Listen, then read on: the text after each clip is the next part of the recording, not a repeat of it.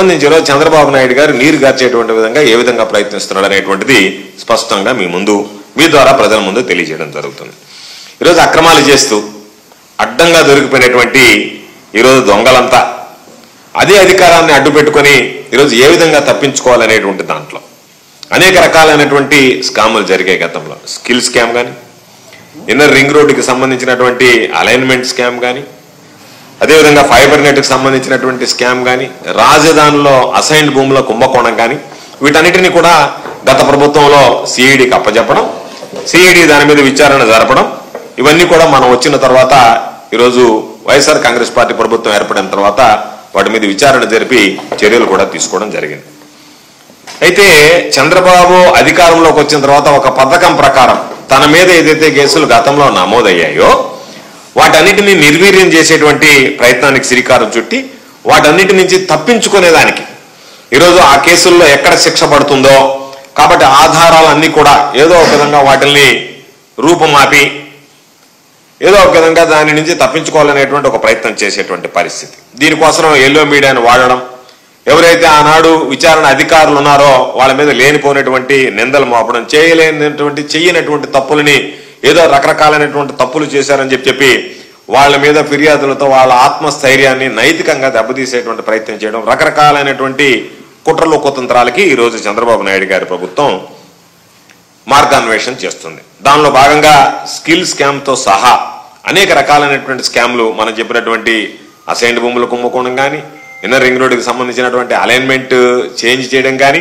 వీటన్నిటితో పాటు మార్గదర్శి దాని పెద్ద స్కామ్, మార్గదర్శి లాంటి స్కామ్లు ఇవన్నీ కూడా ఇవి ఎవరైతే గతంలో విచారణ చేశారో, ఎవరైతే వీటి గురించి ఆ రోజు వాస్తవాల ఆధారాలతో సహా బహిర్గతపరిచారో వాళ్ళ మీద ఈరోజు చంద్రబాబు నాయుడు అధికారంలోకి వచ్చిన తర్వాత నా మీదనే మీరు వ్యతిరేకంగా మీరు ఆ రోజు ఆధారాలు సేకరిస్తారా, నా మీదనే మీరు కేసులు నమోదు చేస్తారా అన్నట్టుగా కక్ష సాధింపులకు పాల్పడడం జరుగుతుంది. అందులో భాగంగా డీజీపీ స్థాయి అధికారి అయినటువంటి పిఎస్ఆర్ ఆంజనేయులు గారి మీద దాని మీద ఆయన కక్షతోనే ఆయన్ని సస్పెండ్ చేయడం జరిగింది.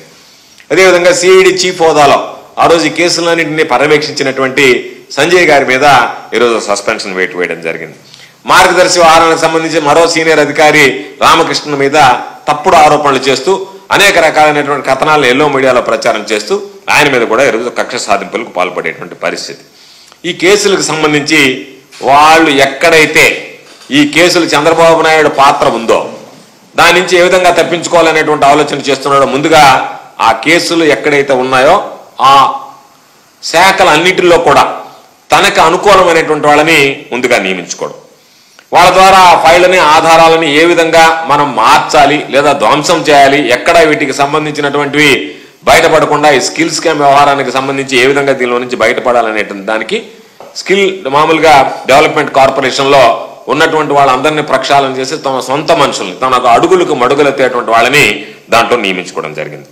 అదేవిధంగా ఫైబర్ నెట్ కుంభకోణానికి సంబంధించి ఆంధ్రప్రదేశ్ స్టేట్ ఫైబర్ నెట్ లిమిటెడ్లో కూడా తనకు అనుకూలంగా ఉండేవాళ్ళు, తన అనుయాయులుగా ఉండేవాళ్ళు, తన చెప్పు చేతల్లో ఉండేవాళ్ళు, తను చెప్తే వినేటువంటి వాళ్ళు, ఎదురు చెప్పకుండా కొట్టేటువంటి వాళ్ళు, తన ఆ మాటల్ని ఆజ్ఞల్ని అమలు చేసేటువంటి వాళ్ళని ఈరోజు ఆంధ్రప్రదేశ్ స్టేట్ ఫైబర్ నెట్ లిమిటెడ్లో ఇక్కడ స్కామ్ జరిగింది కాబట్టి దాంట్లో కూడా నియమించుకోవడం జరిగింది. అదేవిధంగా సిఆర్డీకి సంబంధించి అసైన్మెంట్ ల్యాండ్స్ కుంభకోణానికి సంబంధించి కానీ, ఇన్నర్ రింగ్ రోడ్డుకి సంబంధించినటువంటి అలైన్మెంట్ స్కాములకు కానీ వీటన్నిటిలో కూడా తనకి సంబంధించి తన గుప్పెట్లో ఉండేటువంటి వ్యక్తులను పెట్టుకుని ఈరోజు వాళ్ళందరికీ సంబంధించి కూడా ఆ అధికారులందరినీ కూడా తన గుప్పెట్లో ఉంచి తీవ్రమైనటువంటి అధికార దుర్వినియోగానికి ఈరోజు చంద్రబాబు నాయుడు గారు పాల్పడుతున్నారు.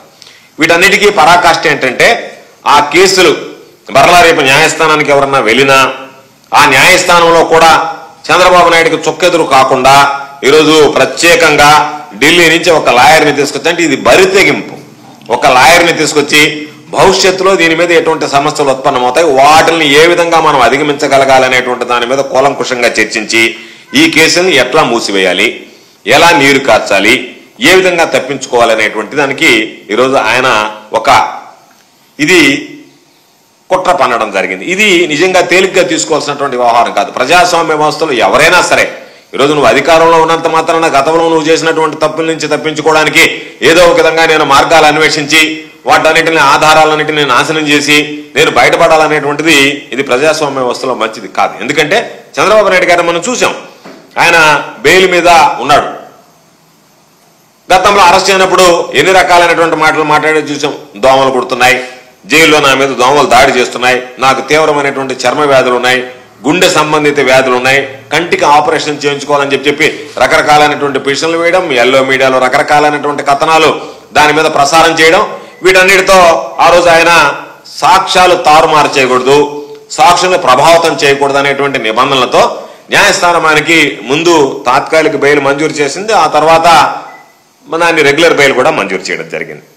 అయితే ఈరోజు వాటన్నిటిని యథేచ్ఛగా ఉల్లంఘిస్తూ ఏమాత్రం కూడా కోర్టు ఇచ్చినటువంటి ఆదేశాలను బేఖాతరు చేస్తూ వాటిని పట్టించుకోకుండా ఈరోజు ఆయన ప్రధాన నిందితుడిగా ఉన్నటువంటి అనేక రకాలైనటువంటి స్కిల్ స్కామ్ కానీ, అదేవిధంగా ఫైబర్ నెట్ కుంభకోణం కానీ, అదేవిధంగా ఇన్నర్ రింగ్ రోడ్డు అలైన్మెంట్ కుంభకోణం కానీ, అసైన్మెంట్ భూములకు సంబంధించినటువంటి కుంభకోణం కానీ, వీటన్నింటినీ కూడా ఈరోజు ఛార్జ్ షీట్లు కూడా సిఐడి న్యాయస్థానాలకి సమర్పించిన తర్వాత వాటి మీద కొన్ని వివరాలు అడుగుతూ ఏప్రిల్ నుంచి జూన్ మధ్యకాలంలో సిఐడికి న్యాయస్థానం పంపించింది. సాధారణంగా కాగ్నిజెన్స్ లోకి తీసుకునే ముందు వాటికి సంబంధించి ఏదైనా వివరాలు కావాలన్నా, ఇంకేదన్నా దానికి సంబంధించినటువంటి వివరాలు మిస్ అయినా మరలా పంపించి వాటిని తీసుకుని ఫుల్ ప్లెడ్జెడ్ గా ఛార్జ్ షీట్ నంబర్ వేయడం జరుగుతుంది.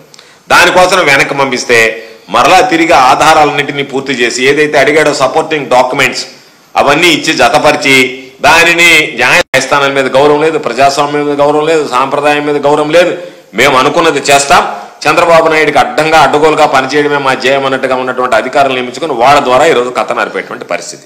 కాబట్టి ఈరోజు సుప్రీంకోర్టు కూడా ఇప్పటికే మందలించడం జరిగింది. ప్రతిసారి వాయిదాలు కోరడం సరికాదని చెప్పి ఈ కేసును కూడా జనవరి 2వ వారానికి ఏదైతే బెయిల్కి సంబంధించినటువంటి రద్దు పిటిషన్ ఉందో దానిని కూడా సుప్రీంకోర్టు జనవరి 2వ వారానికి వాయిదా వేయడం జరిగింది. స్కిల్ స్కామ్కి సంబంధించినటువంటి నిందితులు ఎవరైతే ఉన్నారో వాళ్ళందరినీ తీసుకువెళ్ళి ఈరోజు తెలుగుదేశం పార్టీ ఆఫీసులో కూర్చోబెట్టి తీవ్రమైనటువంటి ఉల్లంఘనలకి ఈరోజు ప్రభుత్వం చంద్రబాబు నాయుడు పాల్పడుతున్నటువంటి పరిస్థితి.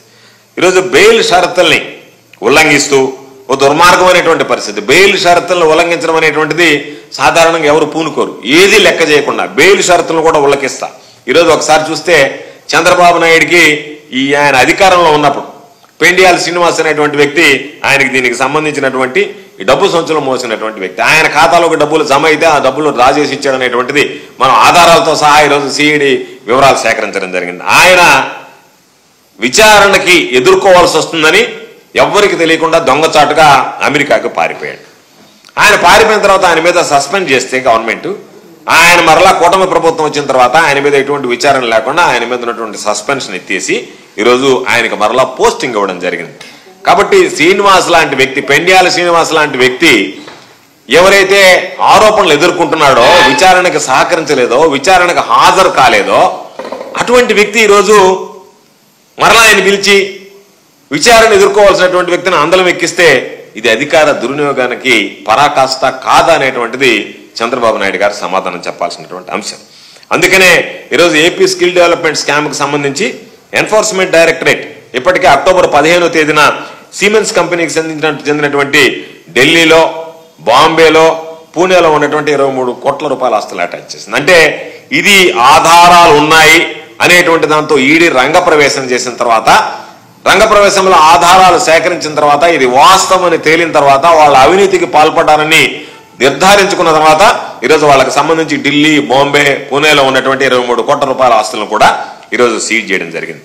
ఇప్పటికే ఏపీ సిఐడి చేసినటువంటి కేసు ఆధారంగా వీళ్ళు